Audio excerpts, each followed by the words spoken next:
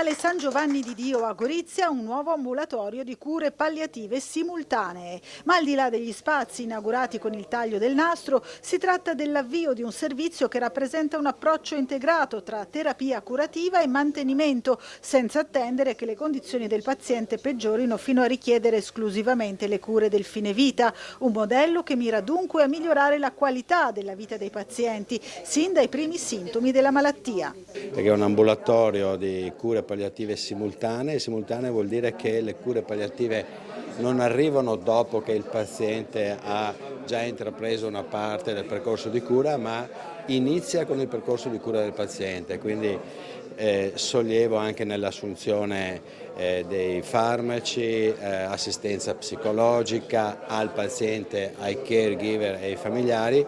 e in una forma multidisciplinare con gli altri servizi ospedalieri, perché le cure palliative sono servizi territoriali che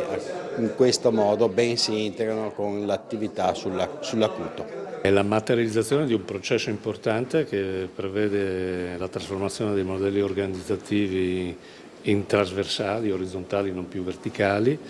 e soprattutto mette al centro il tema della cronicità rispetto all'acustia, quindi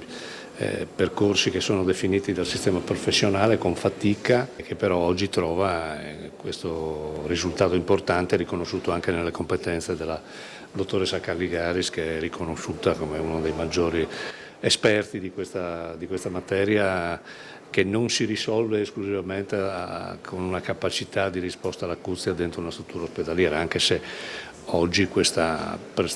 prestazione, quindi questo servizio, viene garantito anche attraverso la struttura ospedaliera, ma si allunga nel sistema territoriale, come abbiamo avuto modo di ascoltare. I benefici delle cure palliative simultanee sono molteplici, migliorano il controllo dei sintomi legati alla patologia o agli effetti collaterali dei trattamenti, contrastano la riduzione dell'autonomia, possono anche contribuire ad aumentare la sopravvivenza nei pazienti oncologici. Per noi, come avete sentito,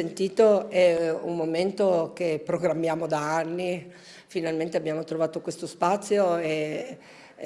siamo riusciti a organizzare il nostro servizio in modo da garantire la presenza in ospedale, che è molto importante proprio perché favorisce la continuità e delle attività specialistiche con la nostra attività specialistica, e quindi garantisce la centralità del paziente, una prontezza di risposta,